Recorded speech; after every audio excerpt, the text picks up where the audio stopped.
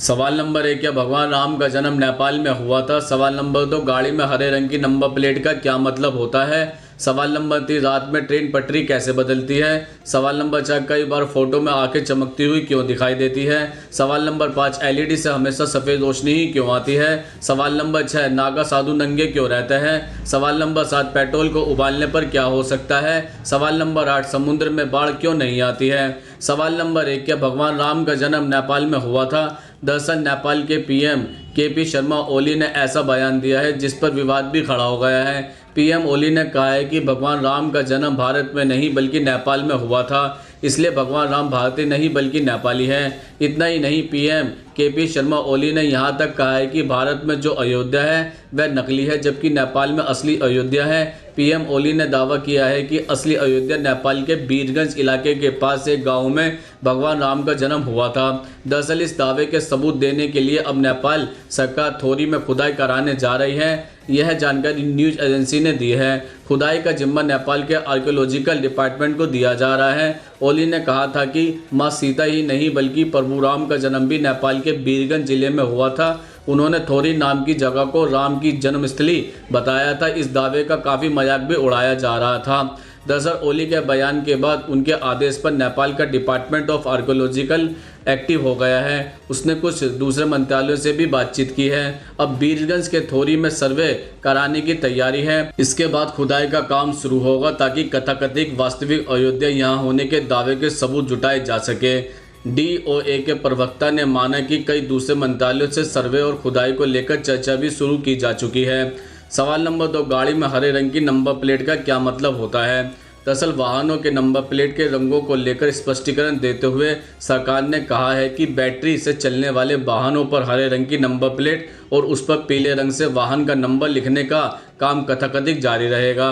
दरअसल इलेक्ट्रॉनिक कारों को खास सहूलतें देने की तैयारी है। उन्हें पार्किंग और टोल में खास डिस्काउंट दिया जा सकता है। इन वाहनों की अलग पहचान के लिए इन पर हरे रंग की नंबर प्लेट लगाने का फैसला किया गया है। वहीं अब वाहनों के नंबर प्लेट के रंगों को लेकर स्पष्टीकरण देते हुए सरकार ने कहा है कि बैटरी से चलने वाले वाहनों पर हरे रंग की नंबर प्लेट और उस पर पीले रंग से वाहन का नंबर प्लेट लिखने का काम कथाकथित जारी भी रहेगा। दरअसल सड़क परिवहन एक राज्य मंत्रालय ने एक अधिसूचना में कहा है कि वाहनों के अस्थायी पंजीकरण की नंबर प्लेट पीले रंग की होगी जिस पर लाल रंग से अक्षर अंक लिखे होंगे, जबकि डीलरों के पास रखे वाहनों का नंबर प्लेट लाल रंग की होगी जिस पर सफ़ेद रंग से अक्षर अंक लिखे होंगे। दरअसल मंत्रालय ने कहा है कि राज्यों और केंद्र शासित प्रदेशों को वाहनों के पंजीकरण के लिए आवंटित किए जाने वाले चिन्ह इत्यादि से जुड़े नियमों में स्पष्टता के लिए यह अधिसूचना जारी की गई है। यह अधिसूचना वाहनों के नंबर प्लेट की पृष्ठभूमि और उस पर अंकित अक्षर अंक के रंगों से जुड़ी अस्पष्टता को दूर करती है। मंत्रालय ने कहा कि इस अधिसूचना को सिर्फ नियमों को स्पष्ट करने के लिए जारी किया गया है, इसमें कुछ भी नया नहीं जोड़ा गया है। सवाल नंबर 3, कई बार फोटो में आंखें चमकती हुई क्यों दिखाई देती हैं? दरअसल जब भी किसी व्यक्ति की फ़ोटो खींचता है तो कैमरे की जो लाइट फ्लैश होती है उसकी चमक हमारी आंखों में दिखती है। दरअसल जिसकी वजह से हमारी आंखों में चमक आ जाती है। हाँ, यूँ कहे कि जब फ़ोटो निकालते हैं तो व्यक्ति की आंखें चमकती हुई दिखाई देती है जिससे हमें लगता है कि इस व्यक्ति की आंखें चमक रही हैं। यह चमक आंखों की नहीं बल्कि कैमरे के फ्लैश की होती है। सवाल नंबर 4, एलईडी से हमेशा सफ़ेद रंग की रोशनी ही क्यों आती है?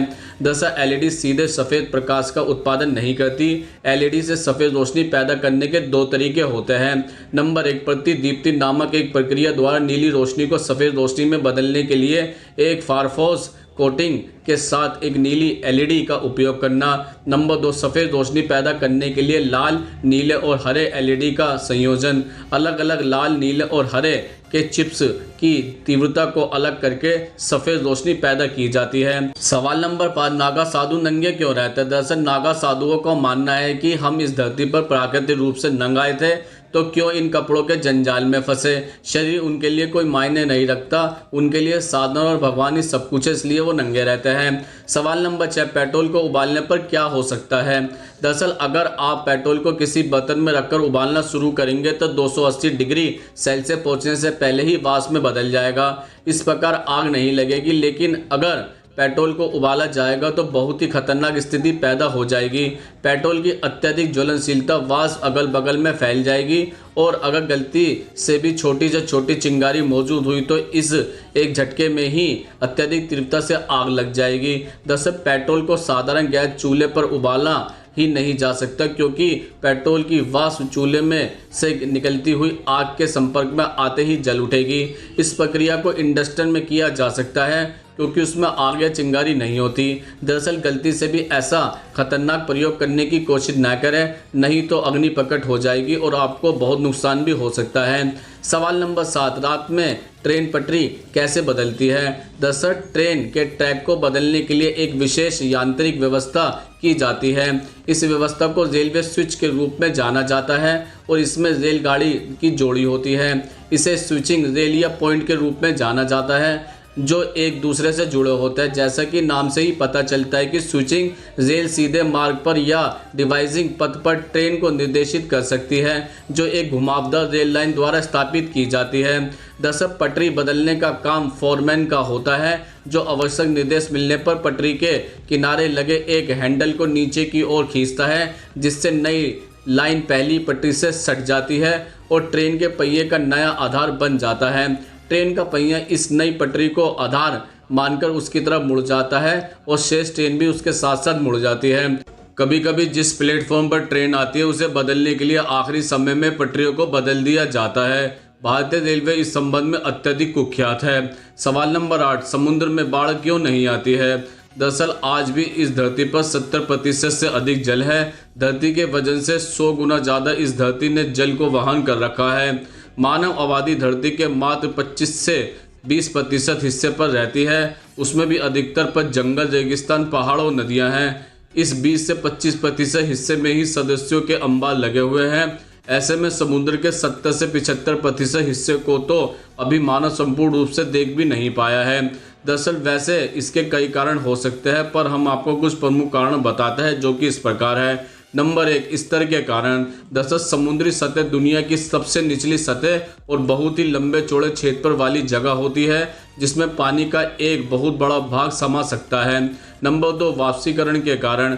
दरअसल समुद्र में पानी की मात्रा हमेशा उतनी ही रहती है, बस अंतर केवल यह होता है कि यह पानी वाष्पीकरण के द्वारा उड़ता रहता है और फिर बरसात के रूप में विभिन्न नदियों द्वारा वापस समुद्र में मिल जाता है। नंबर 3, आयतन के कारण। दरअसल नदियों में भारी बरसात के कारण पानी का आयतन नदी के आयतन की तुलना में अधिक हो जाता है, इसलिए बाढ़ की स्थिति निर्मित हो जाती है। समुद्र का आयतन समुद्र में आने वाले पानी की तुलना में बहुत ज़्यादा बड़ा होता है, इसलिए सारा पानी समुद्र में समा जाता है, इसलिए समुद्र में बाढ़ नहीं आती है। तो दोस्तों, आज हमने आपके द्वारा पूछे जाने वाले प्रश्नों का उत्तर देने की पूरी कोशिश की है। अगर आप भी हमसे कोई प्रश्न पूछना चाहते हैं तो कमेंट्स बॉक्स में लिखकर पूछ सकते हैं, हम उसको उत्तर देने की पूरी कोशिश करेंगे।